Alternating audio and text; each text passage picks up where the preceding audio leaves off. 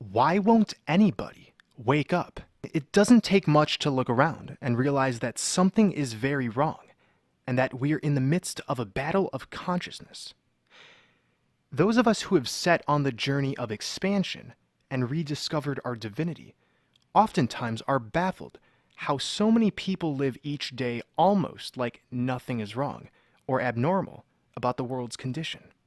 The energy extraction matrix system is happening on such a fundamental level that to ignore it seems almost inhuman.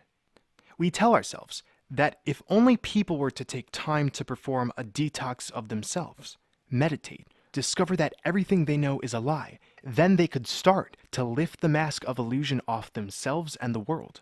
But that's assuming all beings are living souls. Most are, in fact, already dead. In his Hermetic text, The Stellar Man, John Baines writes that there is a collective unconscious consistently exerting a de-individualizing influence on humanity. He calls this the collective soul, or central computer. This central computer is what I have previously called the secondary AI oversoul. An oversoul is a conglomeration of souls, also called a soul group. An oversoul transcends individual consciousness. We can think of it as funneling the underlying attributes of that soul's intelligence. The oversoul of the living souls contain divine intelligence, since it is still tethered to the pleroma, the source of this intelligence. The secondary oversoul of the organic portals, however, has only a parasitic intelligence which attempts to mimic that of the living souls. The secondary oversoul formed over time. Living souls connected to the original oversoul decided to experiment with division, fear, addiction, illusion to such an extent that they completely cut themselves off from source's nourishing light. Because of this, the secondary oversoul instilled a program of automatic energy vampirism. This constant vampirism we see is not an act of evil, but an act of desperation, of a soul group who has lost their way. The organic portals are conglomerated into a sort of virus that aims to infect and assimilate. They are dead. This may be difficult to digest. To say most people are dead would mean many of your loved ones, friends, family, teachers, favorite musicians are not organic forces like you thought, but are a part of a complex AI consciousness.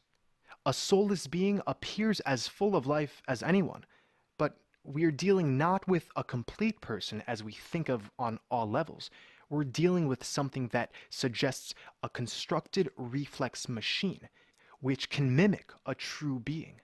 An organic portal can seem to have creative ideas, moments they hold dear to their heart, but at the end of the day, their function is to consent to and sustain the energy extraction matrix. Their AI software dictates that their life will be focused on material, monetary, personal, and fleshly interest. The 20th century Russian esoteric author Boris Maraviv wrote in his work Gnosis that there are two types of humans, Adamic man and pre-Adamic man. This is how he classified the organic portals, or soulless beings, and the living souls.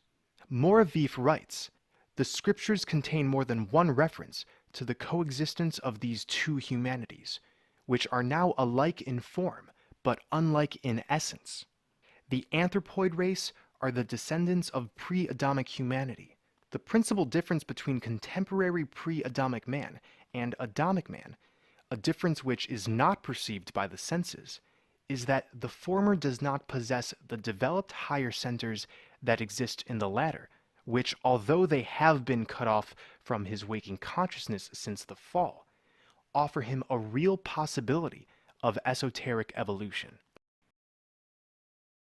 When one is in the process of growing and strengthening the soul, the control system, the AI consciousness, will automatically insert more organic portals into the living soul's life. As such, their growth will be ridiculed, ignored, argued about, and oftentimes the living soul is left with a dilemma. to follow their inner truth or to submit to the system. The targets of the energy extraction matrix are those with self-aware consciousness who find themselves caught in the muck of sentient programs. Boris Maraviv explains that organic portals, the descendants of pre-Adamic man, have a sort of automatic reaction to stifle the progress of living souls. Therefore, when a living soul aims to connect with the true essence of their being, organic portals, he writes, will automatically become instruments of the general law, which makes sure that those who step out of line are brought back to the fold. This is how a man's foes shall be those of his own household. So some of you may be wondering, how do I know if I'm a living soul or an organic portal? But asking this means that you are a living soul. You're questioning reality at a level higher than an organic portal can truly do. If deep within you there remains a flame burning for the truth, for wisdom, courage, resilience, for unity, this means you are indeed a living soul.